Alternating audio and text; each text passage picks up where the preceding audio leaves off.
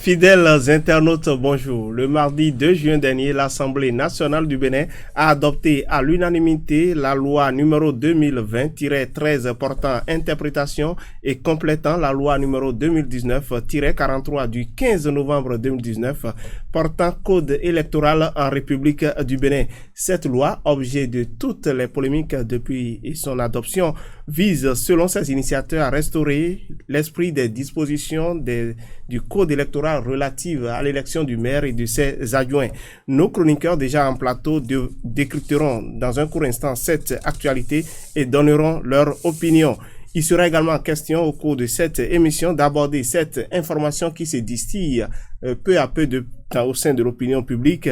Il s'agit de la création prochaine d'une formation politique par Boni Yahi et certains de ses affidés. Le décor ainsi planté, place au débat.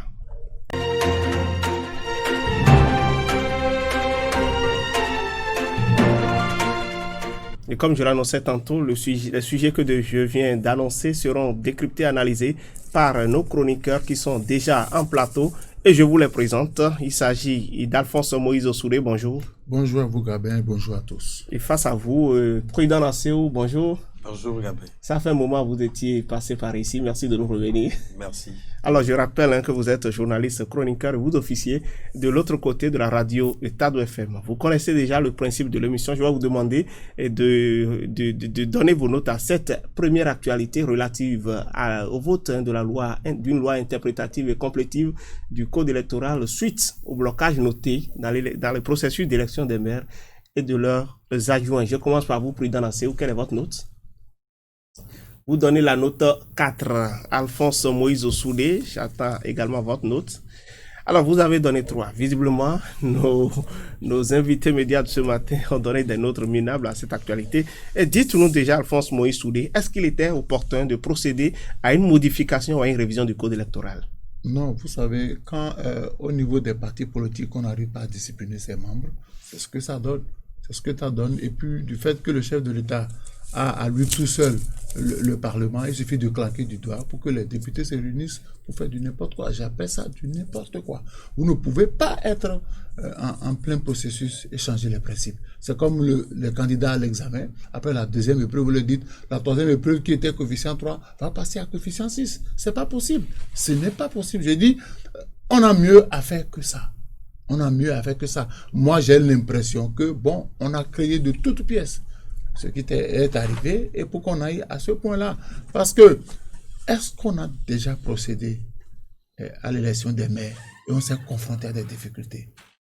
Oui, mais il y avait des blocages dans près d'une vingtaine de communes. Non, écoutez, on n'a pas fait ça pour toutes les communes. Ne nous voilons pas la face. On a fait ça pour Calavi, on a fait ça pour Paragou, on a fait ça pour Cotonou, on a fait ça pour Boyko. Ne nous voilons pas la face. C'est dans ces communes-là qu'on n'a même pas pu dégager la liste. Il n'y a pas eu de liste. Et il y a eu injonction des préfets. Quand vous suivez ce qui a été dit. Vous parlez d'injonction des préfets, mais les préfets doivent être saisis des listes. Ils ne se sont pas émis. Quelle est la loi qui dit ça? Qu'on doit envoyer d'abord la liste au préfet. Quelle est la loi qui dit ça? Mais on a demandé que le parti majoritaire désigne le maire. Qui c'est qui contrôle ça? C'est le bureau d'âge. C'est le bureau d'âge qui reçoit les candidatures. Ce n'est pas au préfet de recevoir les candidatures.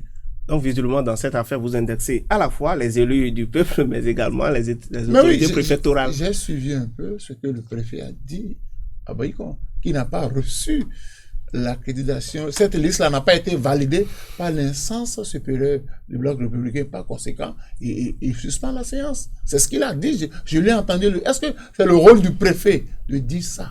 Il est venu pour superviser. La supervision, ce n'est pas s'imposer aux autres. D'accord, je vais aborder la même question avec votre co-débatteur, le temps de revenir à vous. Prudent Nasséou, comment trouvez-vous cette actualité-là, cette révision selon vous? Est-ce qu'il ne fallait pas la faire, vu que près d'une vingtaine de communes ont été bloquées du fait des élus locaux qui n'étaient pas forcément alignés derrière la décision de leur formation politique? L'opportunité de l'amendement du code électoral qui a permis d'organiser les élections communales du 17 mai n'est pas à démontrer.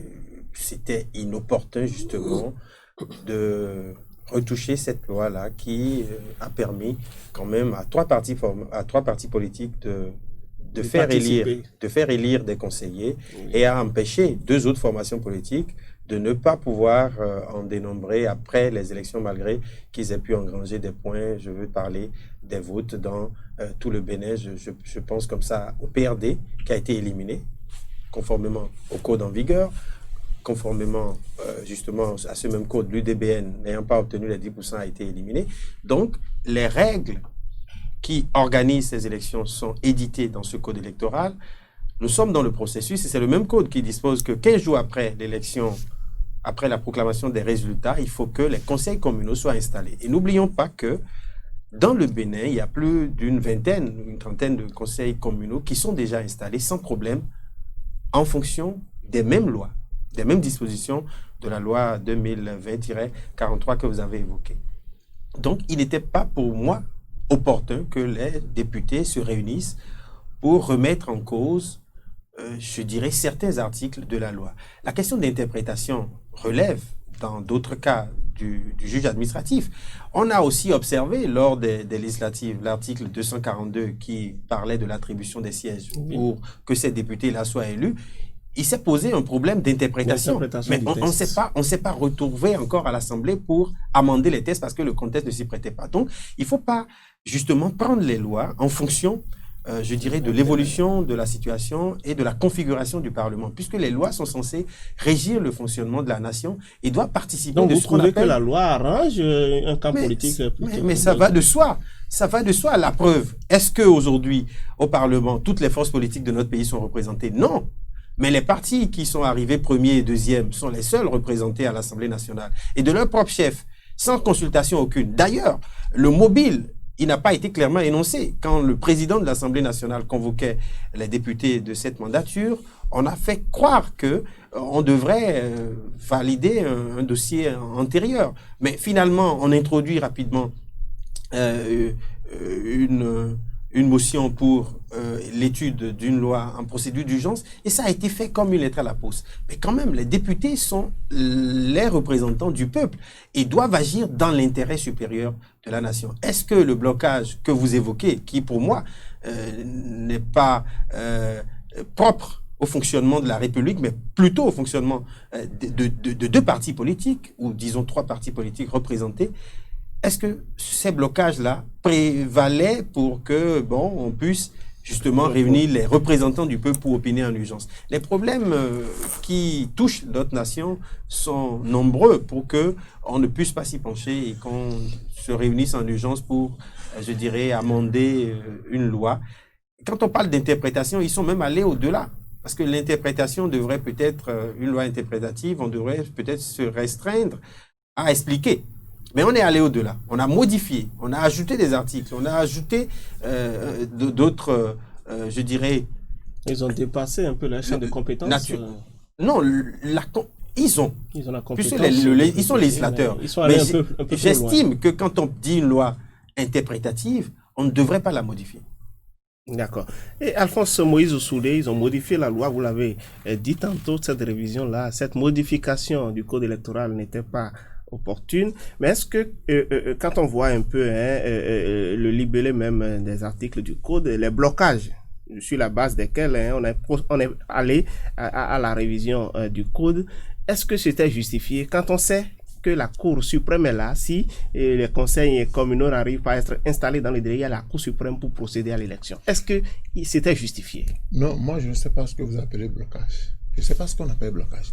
Je prends le cas de Cotonou. Est-ce qu'on est allé au vote et on n'a pas pu dégager un maire? Mais prenez le cas de Parakou où le FCB a eu la majorité, mais le maire celui qui est désigné pour être maire a été élu par 15 voix, mais il a été bloqué par 17 voix. Mais il y a que on peut reprendre le vote. Ce n'est pas interdit de reprendre le vote. Le processus n'est pas allé à son terme. Si le processus est à mais si les gens ont déjà des positions tranchées, Alphonse Moïse ce n'est pas normal. En matière de décentralisation, c'est la démocratie à la base. La démocratie à la base. On ne doit pas parachuter. Je crois que je l'ai dit plusieurs fois sur ce plateau. Pourquoi veut-on imposer forcément le 4 à Cotonou? Vous avez déjà... Mais c'est vous qui le dites, hein? Non. Disons les choses clairement, ne nous voilons pas la face. Vous avez déjà désigné les conseillers. Laissez les conseillers choisir celui qui est à même de diriger la commune. Vous ne pouvez pas leur interdire cela. Ils se sont retrouvés sur des listes. Vous trouvez qu'il y a une relation avec l'élection, entre l'élection de Louis Quatropo et la révision? Mais écoutez, mon confrère l'a rappelé tout à l'heure. Il y a déjà des maires qui ont été élus avec le code non corrigé. Maintenant, d'autres seront élus après. La base d'un autre code. Ça donne quoi? Ça fait désordre. Je dis, on aurait pu procéder autrement. Pourquoi on veut imposer des maires? Si dans votre parti, les gens ne sont pas d'accord, faites des primaires. Faites des primaires. Tous ceux qui veulent être candidats, faites des primaires. Vous éliminez ceux qui ne doivent pas être candidats. Mais la loi vise à renforcer, il faut le reconnaître. La loi vous va savez ce qui va se passer. Je vais vous donner un exemple. On va nommer des maires. Ces maires n'auront pas la possibilité de travailler. Il y aura des blocages au niveau du fonctionnement de la mairie. On sera obligé de faire appel aux députés pour corriger encore la loi. Pour dire désormais, voilà ce qui va se passer. Et il y aura une vague de destitution de ces maires-là. Parce que quand vous imposez des maires aux gens, ils ne sont pas d'accord, la commune ne fonctionne pas. Qu'est-ce qu'on veut? Pourquoi ne laisse-t-on pas la possibilité aux conseillers élus par les peuples? J'ai dit par exemple, c'est comme à Porto-Novo, les Porto-Noviens ont choisi les conseillers du PRD. Mais malheureusement, avec cette affaire de 10%, le PRD n'a rien eu. Est-ce que vous pensez que celui qui sera désigné maire de Porto-Novo pourra diriger Porto-Novo? D'accord. Si on impose Ganser à Baïkon, si on impose Badar Kalavi, si on impose Aboubakar Yaya à Parakou, si on impose Atroko, vous pensez que ça va fonctionner? Est-ce que c'est ça l'objectif de la décentralisation? Avec le vote, avec cette loi corrective que on vient de vider la décentralisation de sa quintessence. On vient de vider la décentralisation de ça. La démocratie à la base, désormais, c'est fini ça. Donc, vous trouvez qu'il y a un problème au niveau des tests? Est-ce que c'est votre avis? Quand on sait aujourd'hui que c'est vrai que on ne parlera plus d'élection du maire au niveau d'un parti qui est devenu majoritaire, qui a la majorité absolue à l'issue des élections. Mais est-ce que quelque part, comme le disait le co-débatteur tout à l'heure, cela n'est pas un germe de frustration qui pourrait amener à des votes de défiance et d'institution des maires? Naturellement, et ça ne se justifie même pas. Mais là, les questions de développement seront mises en veilleuse. Ça ne se justifie pas parce que le travail ou la prérogative de législateur dévolue aux députés va au-delà de ces considérations politiciennes. Parce qu'on ne peut pas régenter, je dirais, la vie de la société aux intérêts politiques. En ce sens que, quand on prend un maire, il doit pouvoir avoir une majorité pour diriger. Il doit pouvoir être porté par la majorité des conseillers pour pouvoir bien gouverner. Et s'il est porté par un lobby politique, moi j'ai bien peur qu'il ne soit lâché par les conseillers de son propre camp qui s'ajouteront aux conseillers minoritaires pour constituer une majorité et bloquer son action. Or, même si on ne va pas à la décision, parce que n'oublions pas la tutelle des préfets, parce que c'est les préfets qui entérinent les motions de destitution, qui donnent suite au projet de destitution. Mais il y aura, parce qu'aujourd'hui, on a comme l'impression que certains préfets sont instruits justement pour faire le jeu des politiques. Or, les préfets incarnent le pouvoir public, donc une parcelle du pouvoir du président de la République, qui pour moi doit être totalement séparé du pouvoir législatif. Parce que ici, les députés qui ont agi sont dans le rôle de législateur, mais ils sont allés au-delà. Parce que s'ils s'étaient mis dans la peau du législateur, donc détenant le mandat du peuple, des citoyens, et devraient agir dans l'intérêt du peuple, ils auraient pu régler les problèmes internes au niveau des formations politiques, parce que ce que nous observons dans les communes où on n'a pas pu élire les maires, c'est que les choix faits par les partis politiques sont contestés par la majorité des conseillers majoritaires, donc du camp de la majorité. Or, ça voudra dire que s'il y a une discipline au sein des partis, c'est au niveau des partis que ça doit être arbitré. Pourquoi ne pas, par exemple, en amont aux élections communales, indiquer clairement les règles qui permettront de dégager les maires pour que ça soit connu de tout le monde et qu'à l'arrivée, on puisse voir ceux qui remplissent les profils et éliminés par mérite. Ça va être plus clair. Mais si par affinité, par copinage, par, je dirais, prédisposition financière ou même intellectuelle, on plébiscite des gens qui ne sont pas dans la logique, puisque la gouvernance communale, c'est une gouvernance concertée. C'est encore là que les rapports de force ne sont pas factices, et je vais dire suicidaires.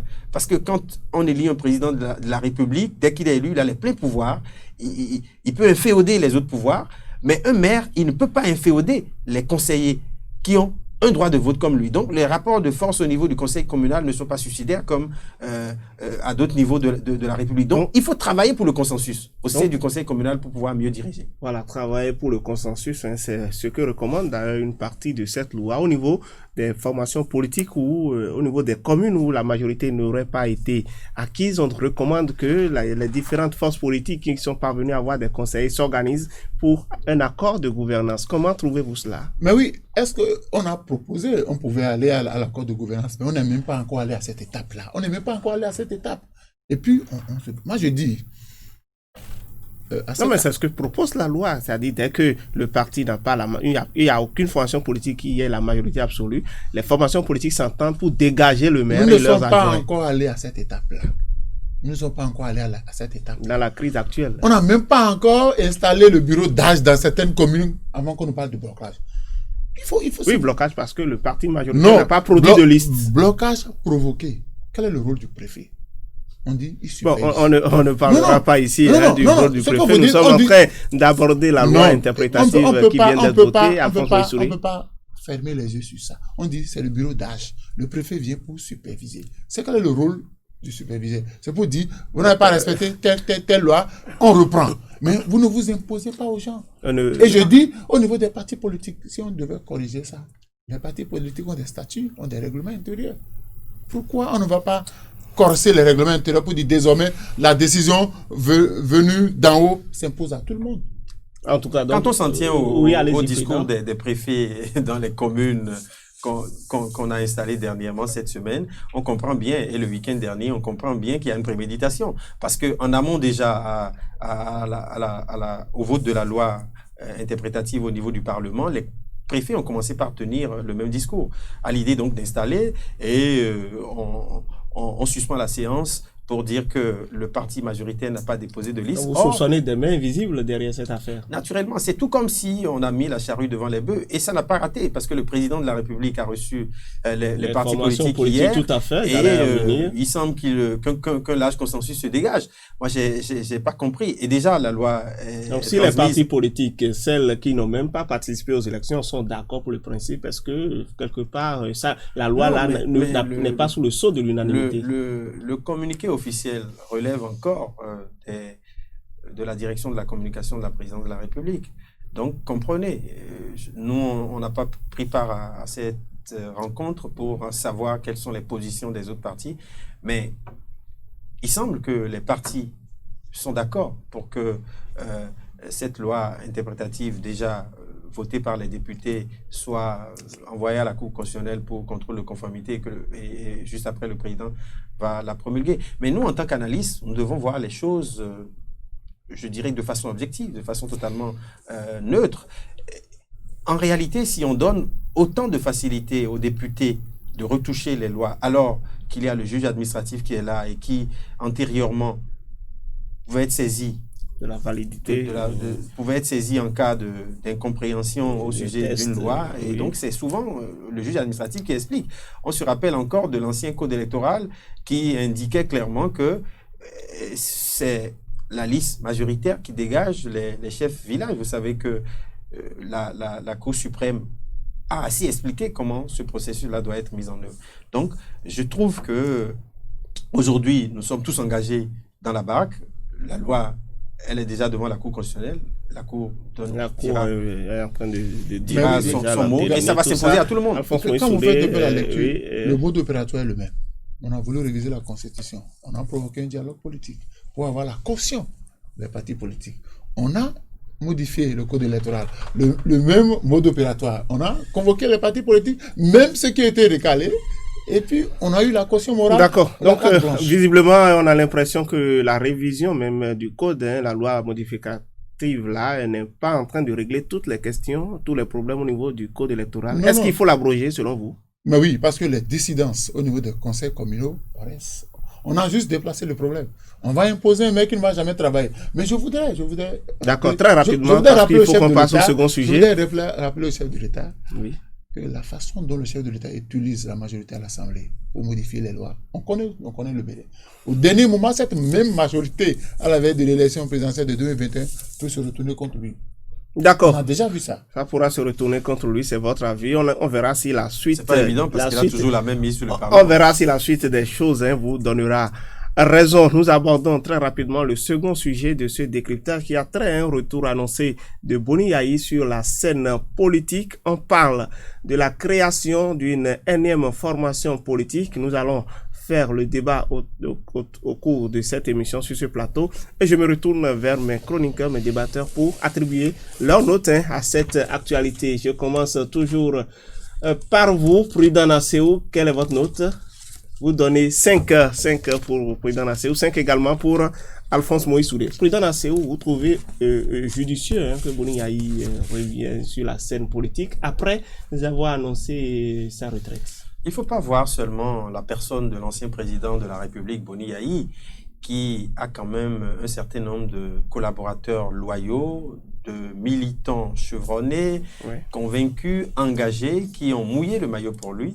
Et Boni Yayi devrait quand même leur rendre l'appareil, en ce sens que quand vous lisez sa dernière publication, un peu avant les législatives, où il a interdit qu'on utilise son image pour les communales. Oui. Vous comprenez que certains de ses proches ont été sacrifiés au niveau de la constitution des listes, des gens qu'on a sanctionnés.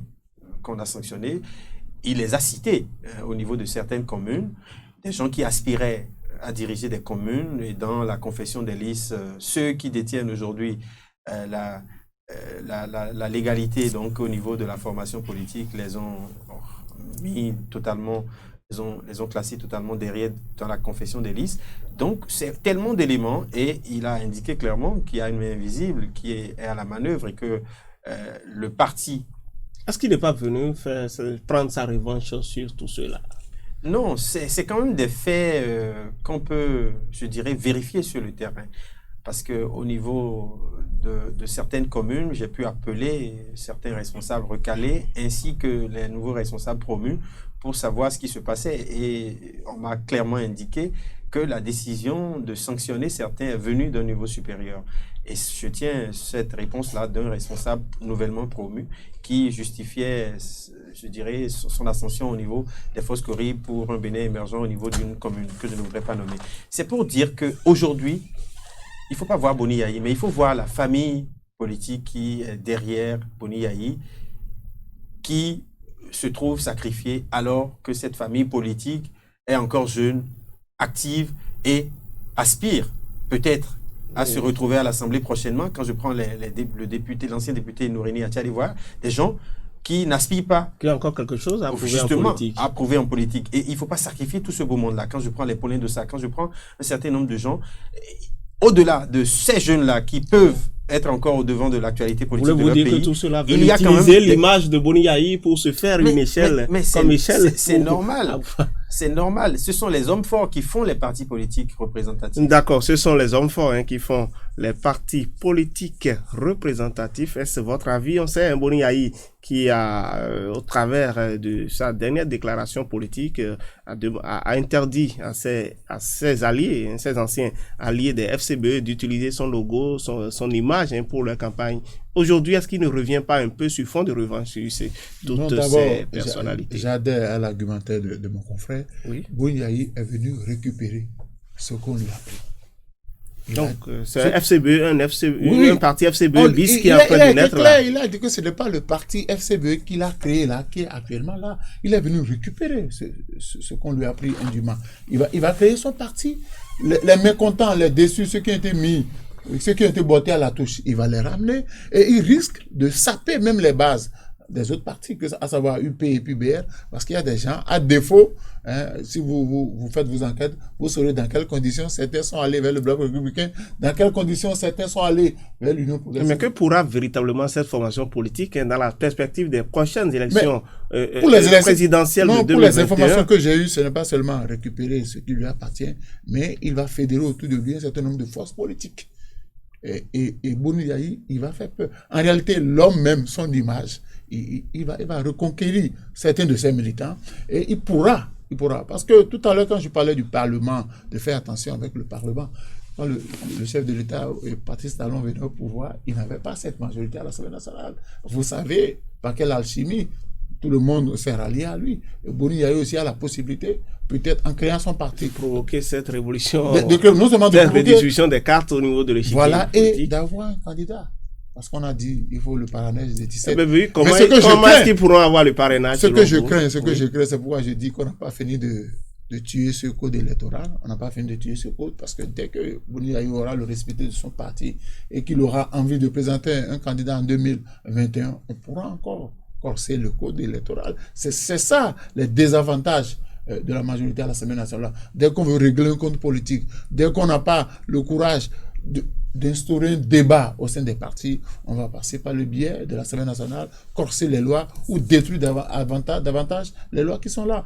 Qui ne nous dit pas que si, dès que Boni Yayi va créer son parti et qu'il aura envie de présenter un candidat, parce qu'un parti est créé, vous qui le dites, un parti est créé pour conquérir le pouvoir. Oui, dans ce code, je voudrais appuyer M. Soudé pour indiquer que dans ce code, il y a un article qui concerne Boni Yayi et tout personné, en ce sens qu'il est dit que quelqu'un qui a été déjà 2 fois président de la République ne peut plus être vice-président, ne peut plus être candidat à l'élection présidentielle, ça c'est la Constitution qui le dit, mais le code électoral va jusqu'à préciser que quelqu'un qui a été déjà président 2 fois, vice-président. Et vous trouvez que c'est Boni Yayi qui est visé par cet article? Quel est le président? Soglo a été président 2 fois. Il est le seul qui remplit, auquel on peut coller cet article. Donc, c'est quand même ça. Donc, vous trouvez. Merci, chers confrères, pour votre contribution au décryptage de l'actualité hebdomadaire cette semaine. Je recevais donc Prudent Nassé, où les journalistes à Tado FM, Alphonse Moïse Soudé.